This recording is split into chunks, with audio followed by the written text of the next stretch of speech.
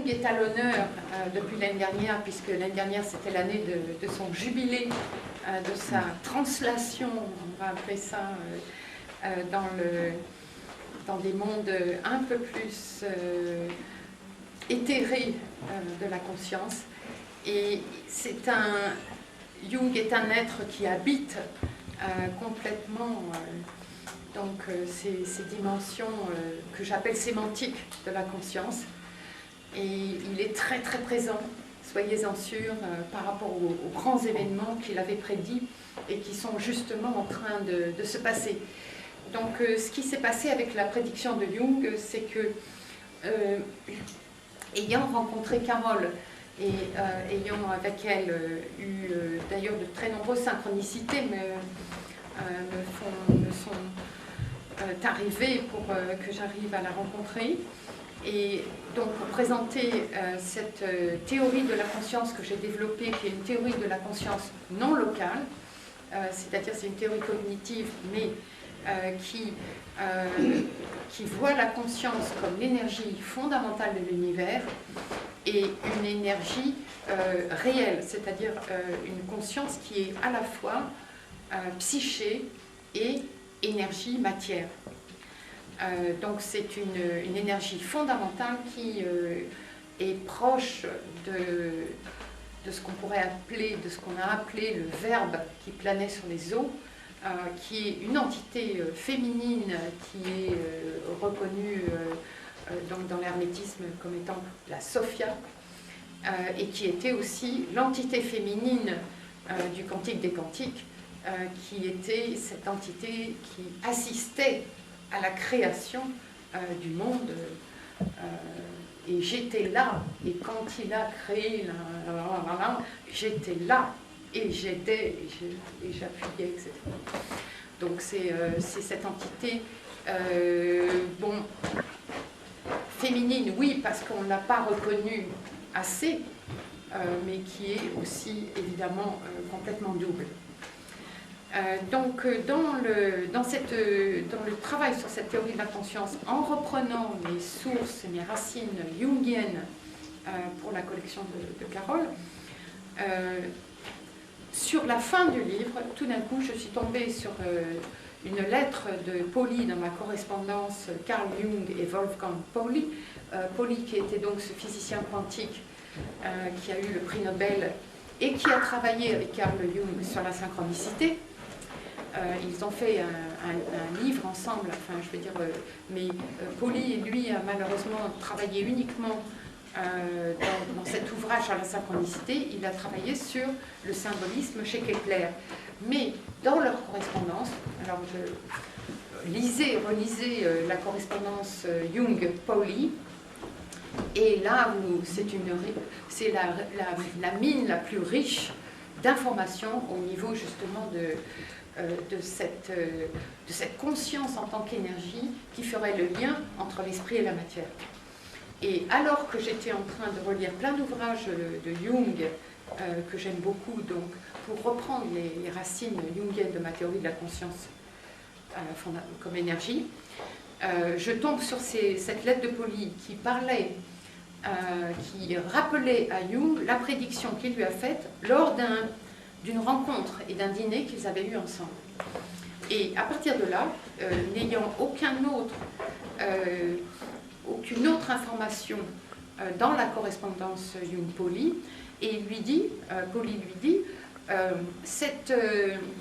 donc il dit, ce hieros gamos que vous voyez pointer à l'horizon, ce hieros gamos dont vous prédisez la venue, entre parenthèses, enfin sous-entendu très rapidement, et hieros, ça veut dire en grec, ça veut dire sacré, et gamos, c'est le mariage. Donc il parlait d'un mariage mystique, un mariage sacré, parce que le hieros gamos, c'est aussi, dans l'alchimie, justement la phase du mariage entre le roi et la reine, c'est-à-dire la conjonction. Et Jung a écrit tout un bouquin là-dessus. Le Mysterium Conjunctionis, c'est donc le mystère de la conjonction, le mystère du mariage sacré. Et dans toutes les les ésotérismes et les spiritualités orientales, dans les religions orientales, on a évidemment le système énergétique des chakras dans toutes les religions orientales, et on a une conjonction, une harmonisation des opposés qui est censée se passer au chakra du haut du crâne. Et ça, vous avez exactement les mêmes termes. C'est le dépassement du bien et du mal, le dépassement du masculin et du féminin, le dépassement dans le sens de conjonction, d'harmonisation. Et donc vous l'avez dans toutes les religions orientales, dans tous les ésotérismes, évidemment, bien évidemment dans l'alchimie, avec le mariage mystique, avec la conjonction donc, du roi et de la reine, et donc du mercure et du soufre. Et donc c'est quelque chose qui est représenté comme, on va dire, le summum du chemin initiatique. Alors je rappelle quand même que Jung, il a appelé ce chemin initiatique qui est codifié dans toutes les religions et dans tous les ésotérismes et les hermétismes, il l'a appelé le chemin d'individuation. Voilà. Et quelle était cette prédiction? Donc je relis plein de livres et je fais une exploration intensive en cherchant Hieros Gamos, mariage mystique, conjonction, etc. Et en fait, je remets bout à bout les pièces du pulse que Jung avait soigneusement cachées. Donc c'est comme s'il avait laissé juste une petite étiquette dans cette correspondance avec Pauli. Il n'en parle absolument pas dans le reste de la correspondance. Et moi, je remets les pièces du puzzle et j'arrive donc à cette prédiction de Jung, tout en sachant que dans deux différents ouvrages, un ouvrage sur l'astrologie avec les cycles et un ouvrage dans Réponse à Job, il parle vraiment des cycles astrologiques comme étant des cycles grosso modo de 2000 ans. C'est-à-dire que le cycle des poissons, dont l'épitome était donc Jésus-Christ avec la religion catholique et chrétienne, ce cycle pour lui, symboliquement, puisque ce n'est pas exactement un cycle astrologique qui est normalement de 2100 quelque chose, donc ce cycle s'arrêtait pour lui au passage du millénium. Donc pour Jung, vraiment, sa prédiction démarre au début du 3e millénaire. Et là, on sent vraiment tous que l'on est complètement dans cette phase de transition, non seulement dans la décennie des années 2010, qui est la décennie cruciale où on va, à mon avis, faire un saut gigantesque de la conscience, mais et surtout dans l'année dans laquelle on est maintenant, l'année 2012, qui est le démarrage du nouveau cycle. Alors c'est pas seulement un nouveau cycle, c'est plusieurs nouveaux cycles. C'est des cycles astrologiques donc de l'ère du Verseau qui démarre, mais c'est aussi le grand cycle de la précession des équinoxes. À mon avis, on a au minimum 3 cycles qui changent dans l'année 2012. Donc, quelle était cette prédiction de Jung? La prédiction de Jung est complexe. C'est un petit peu difficile de le dire très rapidement. Disons qu'elle parle évidemment d'une conjonction.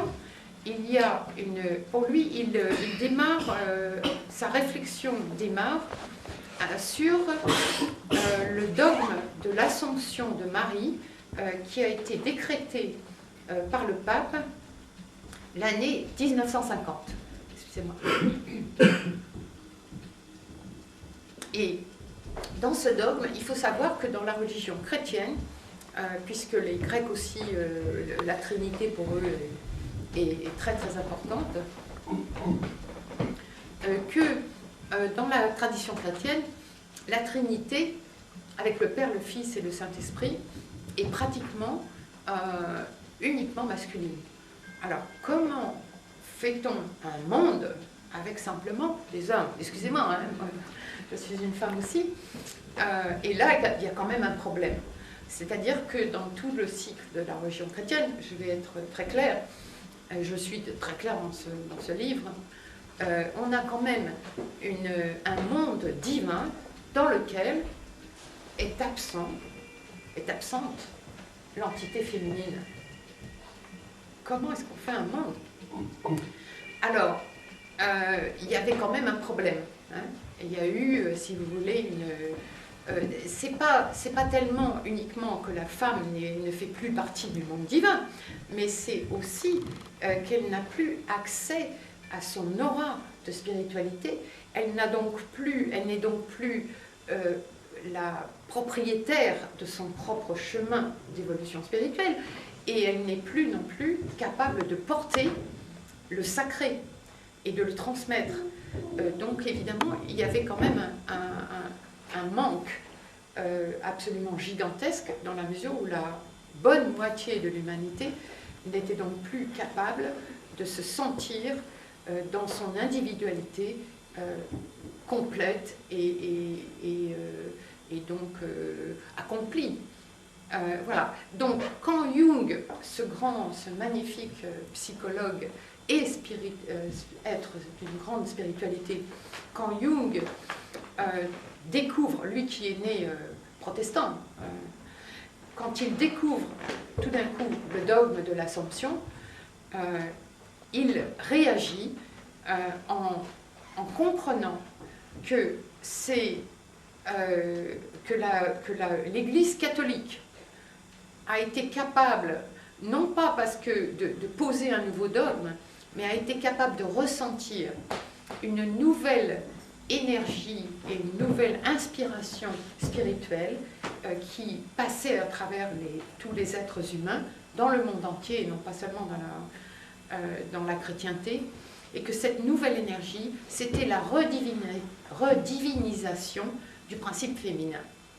Et pour lui, si vous voulez, c'est pas encore une fois le dogme décrété par le pape, c'est le fait que l'Église catholique a été capable de sentir cette nouvelle énergie et cette nouvelle inspiration qui traversait les êtres humains et surtout les femmes.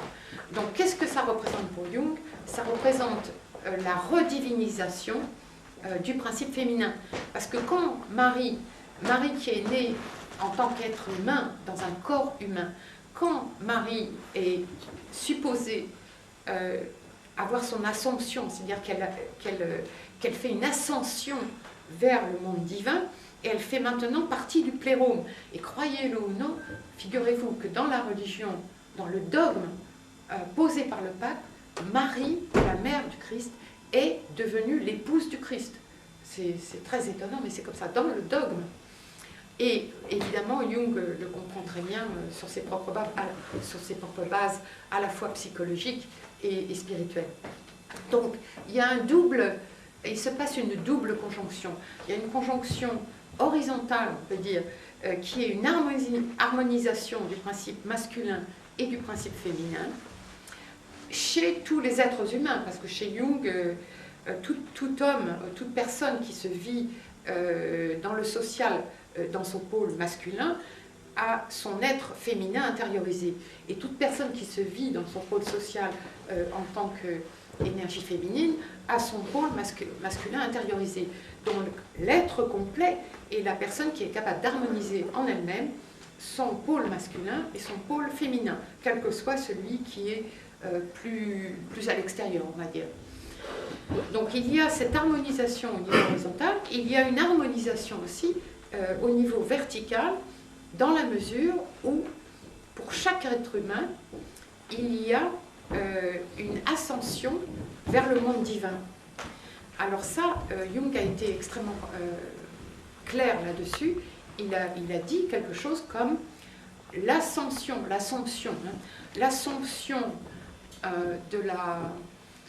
du corps de Marie, puisqu'elle était née dans un corps humain, cette assomption représente l'assomption de la materia, c'est-à-dire de toute la matière du monde. Alors là, on est dans une envergure de cette prédiction qui est hallucinante et que moi-même, je n'arrive pas à voir le bout de ça. Je vois très très bien le début et le milieu, et je vois pas jusque-là du tout.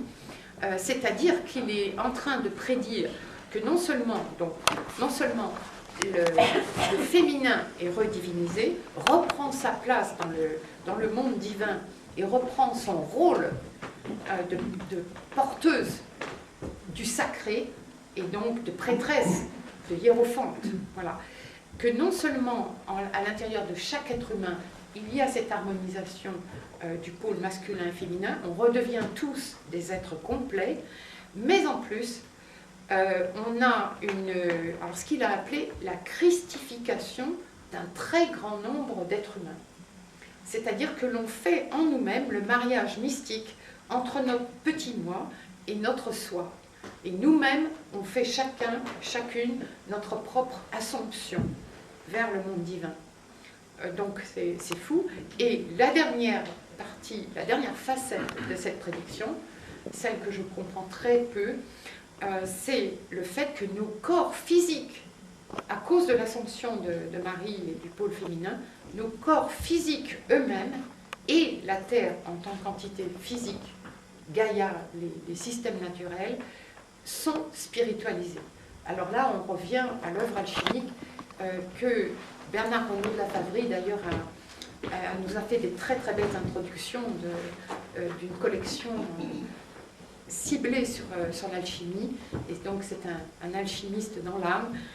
Ça, c'est quelque chose évidemment qui le touche énormément. C'est-à-dire que toute l'alchimie, ils ont essayé, à travers la transmutation des métaux, d'amener ces métaux, c'est-à-dire la matière chimique, pas biologique mais chimique, de l'amener à maturité jusqu'à l'or.